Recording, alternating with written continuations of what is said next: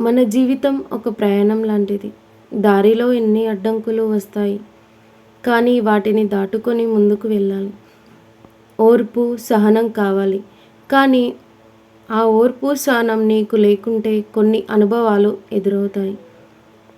మనిషికి ఆకలి, దాహం ఎంత ముఖ్యమో అలాగే సంతోషము, బాధ, కోపము అంతే ముఖ్యము.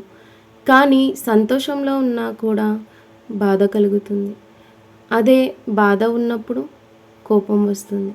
కోపంలో ఉంటే కానీ కోపం వస్తుంది. ఎందుకు అసలు మనిషికి సంతోషం కన్నా బాధ, కోపము ఎక్కువ ఉంటాయి? నువ్వు నీలాగే ఉండు. ఎవరి కోసమో మారాలని లేదు. ఒకరు చెప్తే నువ్వు మారాలి అంటే నువ్వు వాళ్ళ చేతిలో కీలుబొమ్మలాగా అయిపోతావు. చూసుకో. నువ్వు ధైర్యంగా ముందుకు పోవాలి. అప్పుడే నీకు అంటూ ఒక గౌరవం దక్కుతుంది.